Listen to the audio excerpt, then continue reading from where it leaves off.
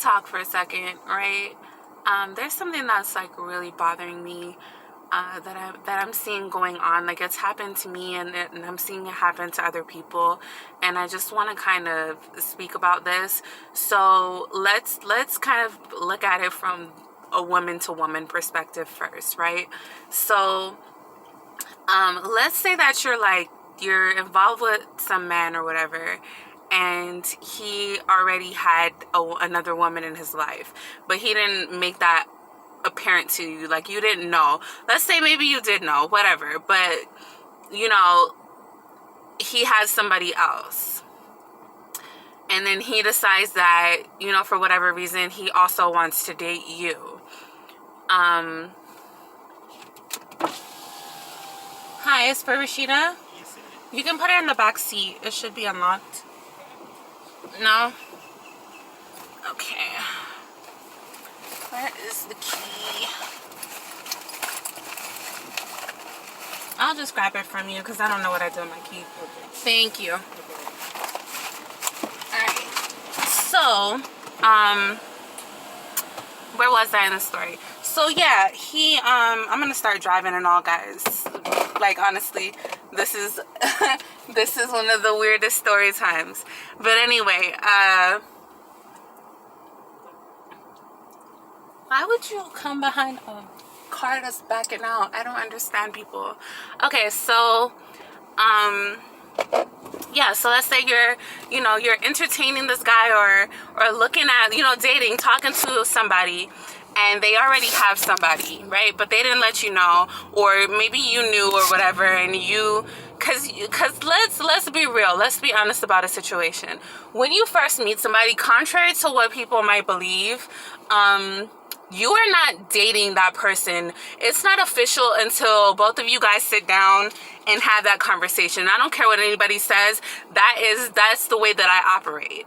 A relationship is not official until two people sit down and they say, hey, I'm interested in a long-term or a committed relationship with you, and this is what I want it to look like, and what do you think about that? If that conversation hasn't been had, I don't care who said what and who did what and where y'all went and what happened. That relationship is not valid. Let's just throw that out there. Let's make that clear. So you're talking to somebody, and you guys have not sat down and had the what is this relationship conversation, right?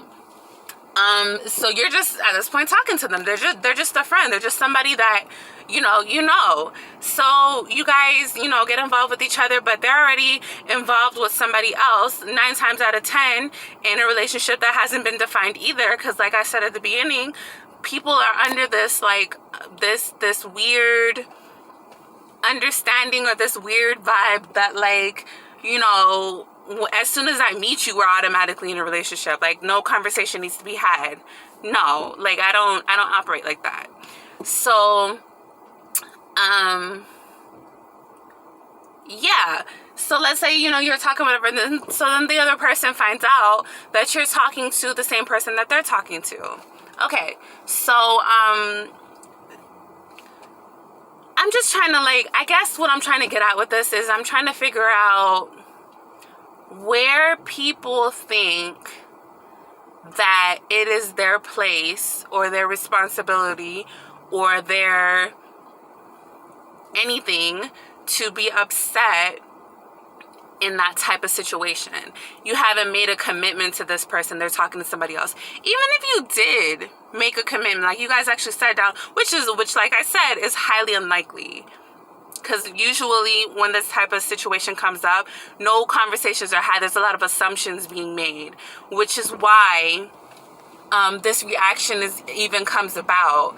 Because people, they make assumptions and they think, something is one thing, but y'all haven't sat down and talked. Like, you don't know where that person's head is at, right? So let's say that happened. And then, so now it becomes like this weird back and forth game where, now he has to make a decision on who he wants to be with. And usually when it comes down to that type of stuff, like if he's putting you and her and himself in that type of dynamic, let's just say, if he's putting if he's putting himself and you and her in that type of dynamic, then he's confused about what it is that he wants, point blank, period. So that's already happening. That's already a thing that's in motion, right? And then you introduced, now he not only has the one option, which is the first person that was there that he was talking to, now he has the second option as well. So he has an even bigger decision to make, on top of the fact that he already doesn't have great decision-making skills to begin with, right? And usually he's going to be coming from a very codependent or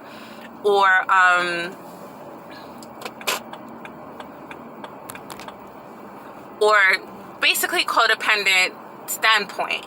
Like, usually he's going to come from the perspective of, or she, like, let's not pretend that women don't do this as well. But usually when people entertain more than one person at the same time, it's to fill some sort of void, is what I'm trying to get at. So that is already going on. Then you introduce another person to that. Then you introduce a third person to that. And you don't have the emotional intelligence, you don't have the maturity level, none of that to deal with any of it, right? Not even your own emotions, much less somebody else's. So now you're left with the decision of, who do I choose? And 9 times out of 10, you're going to choose the person who fills that void that you are trying to fill. And usually, I'm going to insert myself into this. Usually, I'm not the void filler. Like, people don't come to me for void filling. And why? Because I'm pretty boring. Like, I'm boring to a person who is looking for somebody to fill voids, because I don't go out and party. I don't like hang out and smoke and drink. Like, I do, like, occasionally, but like all the stuff that people, that void filling, like all that void filling behavior, I don't really engage in on a day-to-day basis. Like, on a day-to-day basis, if I'm working full-time, like if you catch me in a period of time where I'm working full-time, I go to work. Like, I get up, I go to work, I come home, I might cook dinner, we might eat something, we might watch some TV, and then go to bed. Like, that's me, and that's boring for a lot of people. That's boring for people who are not secure within themselves and don't know what they want already. Like, that's boring for a lot of men. That's just, and that kind of ties into the other video that I did about why I'm single, because I'm boring. Like, I didn't put that in the video, but for a lot of people, I'm boring, and it just is what it is. Like, I did the whole hanging out thing when I was in my early teens and my early 20s. Like, I did all of that. I'm done with all of that stuff. Like, that's for when you're trying to find yourself and you're trying to figure out, like, you feel like you're missing out on something, and so you go out and you live your life and you figure it out. But at this point in my life, like, that's not me. Like, I'm a very chill person. Even if I'm not working full time, like, let's say I'm at a point in my life where I'm just, chilling and I'm beaching it and I like to hang out in my hammock. Like, that's me. That's what I do for fun. If you ask me that, what do you do for fun question, it's gonna be lay in my hammock and play with my cats. Like, I'm just not that person, right? So, how did I even get into that conversation? So we're talking about, who a guy is typically gonna choose. So, he's not gonna choose me, and I already know this. I already understand this. Like, I'm not looking for him to choose me. So whenever I do find myself in a situation where he's talking to somebody else, one, I'm not going to compete. And I have been in situations where men, like, thought that I was going to compete for them against some other woman. No, sweetie. I'm not. That's just not going to happen. You're not gonna get me to play that game with you. Like, I'll play certain types of games, but when it comes down to competing against another woman, that's where I draw the line. I don't play those games. So you know, let's say I find myself, or anybody finds themselves in that type of situation, I'm gonna back away. You need to make whatever decision you want to make for yourself, right? And because he's not a wise man, because he's not a man that understands how certain dynamics work within a relationship, he's going to see it as, oh, well, you know, if she's not fighting for me and if she doesn't care and she's not acting jealous, then that means that she doesn't want me. And so this other woman, she's acting jealous and she's, you know, trying to fight for me and trying to compete. So that's the one that I'm going to go for, because she strokes my ego. And now this part of the conversation is going to be strictly for women. Please don't misconstrue or misunderstand a man choosing you over another woman as you being better than her. That has absolutely nothing to do with anything. If a man comes to a point where he has to choose between two different women, there's two scenarios that could be going on. If he is a mature man, which 9 times out of 10 he's not going to be, because if he's mature, he's not going to put you in that type of situation at all. There might be other options, and he may or may not make you aware of that, but he's going to handle it in a very strategic way. He's going to, there's going to be clear boundaries set. And then he's going to sit you down. If he makes that decision and he chooses you and he says, you're the one that I want over this other woman, he's going to have a honest conversation with the two of you and be like, yo, like, this is what I'm thinking about with this one, and blah, blah, blah, blah. He's going to be mature about how he moves. Now, that's one way that situation can go. Most likely, it's going to go the other way. And that way is, what side is the gas tank on in this car?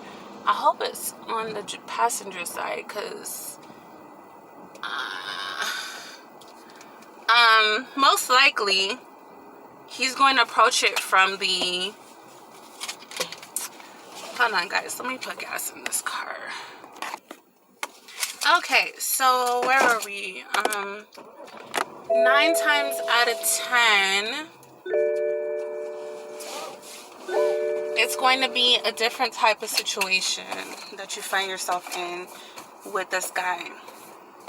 And he is going to be looking for whoever he can get the most out of, whoever he can get over on.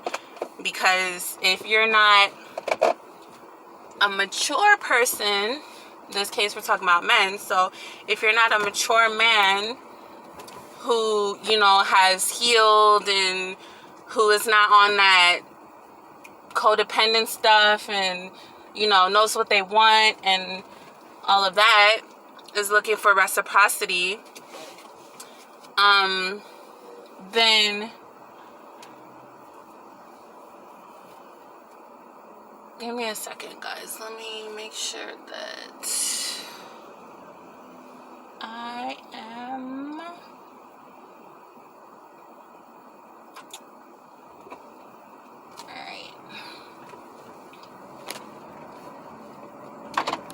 yeah, so if you're not that type of guy that, you know, has done all his playing and he's you know, he's ready for something serious, he's ready for somebody like me, for example, then you're still playing. So you're looking for the easiest woman that you can find, one who doesn't have much boundaries or doesn't have any at all, who is looking to please you in spite of herself, you know, that kind of stuff. So he's going to most likely choose the woman who is gonna be the least, in his perspective, maybe not the least headache, because to me, somebody who like nags me and I have to do everything for, and like is very codependent and very clingy, like, that's annoying. And that's not like I can't think of the word that I just used, but that's not very convenient for me. So if I were a man just looking for a good time, I wouldn't want that type of woman either. But 9 times out of 10, if he had the choice between, basically what I'm saying is like, what you can do for him is going to trump everything else. That's going to be the most important thing. So if you're the one doing the most for him, you buy him things, you take care of him, you pay his rent, like basically all the things that he's supposed to be doing for you as a man, you know, as a woman, like the things that like his responsibilities as a man towards you, if you're doing all of that stuff for him, then most likely he's going to choose you over the other woman, especially if she doesn't do all of that. Now, let's say that you both do that, then maybe like attitude and all that kind of stuff might come into play. But most likely, he's going to find a way to try to keep both of you guys. So, and then that kind of leads me to something else that men say that's like really interesting, that like we should kind of be on the lookout for as women. That whole like, you know, wait for me, like, hold me down, whatever, like, be my ride or die or whatever. That's the most selfish shit. Like, if you really think about it, like, what, so basically what he's saying is, he wants you to sit down and, you know, be in the house while he's in the streets, doing whatever he wants to do, living his life, figuring out what he wants, while you sit there and wait for him. What if I want to figure out my life too? What if I want to live a little bit and figure out what it is that I want and, you know, explore and all that kind of stuff? Why do you get to have all the fun? Why do you get to be, you know, out there living your life while I sit down and wait on you? Like, men really have, like, I don't know. I think that comes from, like, back in the day, because that's what women did. We were taught to do that. And guess who taught us that? The patriarchy. That comes from the patriarchy. There's no one but a man that would come up with the idea that women should sit around and wait for men to decide, whenever that is, 20, 30, 40 years down the line, for some, 5, 10, 15 for most, for them to decide what they want. And then what if they decide, like, let's say you waited on them or whatever, you did what they asked, and they find better. They decide, you know, I been out here running the streets and I found what it is. And that's another thing that leads me to that. Most likely when a man asks you or suggests that you wait for him, it's because currently you're better than his other options, but he's still holding out to see if he could find somebody better than you. And so he wants to keep you on the back burner so nobody gets you pregnant, nobody marries you, just in case he can't find anybody better. So you're not 100% what he wanted anyway. But he expects you to sit and wait for him. Like, that's selfish. That is selfish as hell. And he's perfectly allowed to do that. I'm not saying that he shouldn't. Is it good taste to do that? No. Is it considering other people's feelings to do that? No. But he's allowed to do that. As women, we have to understand what that means when guys say that and govern ourselves accordingly. Now, let's get back to the conversation about so long story short, basically what was on my mind was I got into a similar type situation, and the woman kind of like threw it in my face that he chose her. Like, even even read me the email. Like, we met for like a get together or whatever.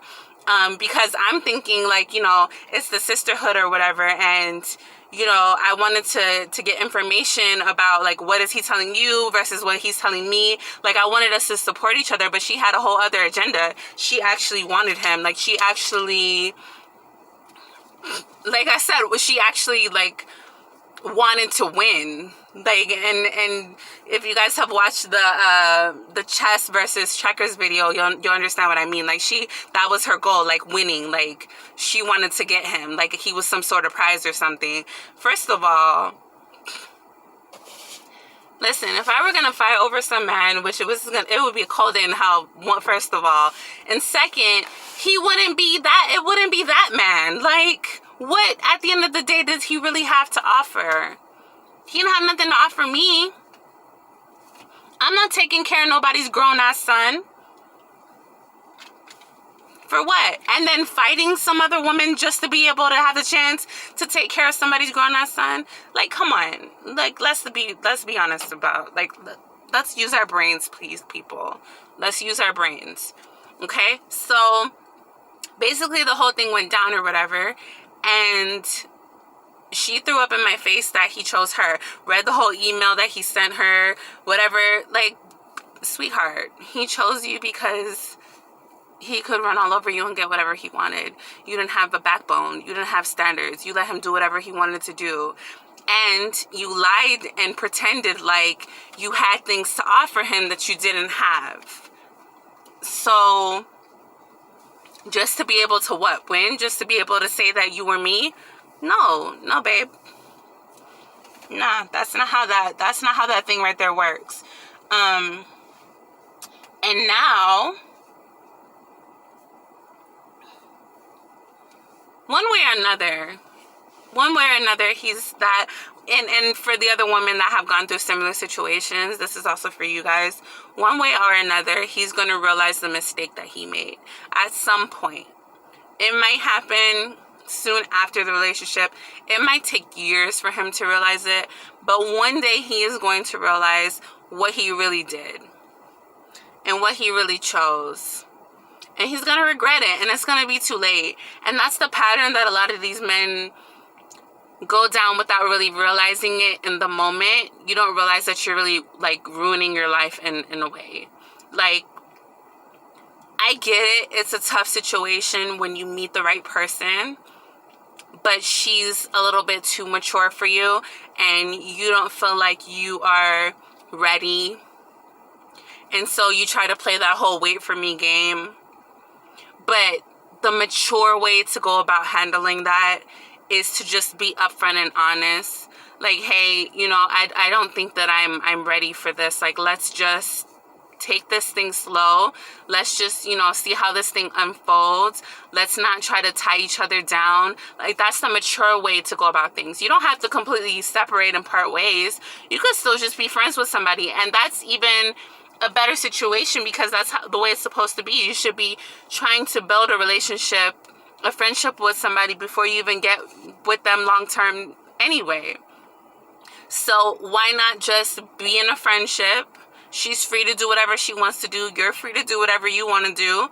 And then if it comes to that point where you guys want to have more, then you sit down and you have that conversation. I don't understand why it has to be so hard, like so complicated.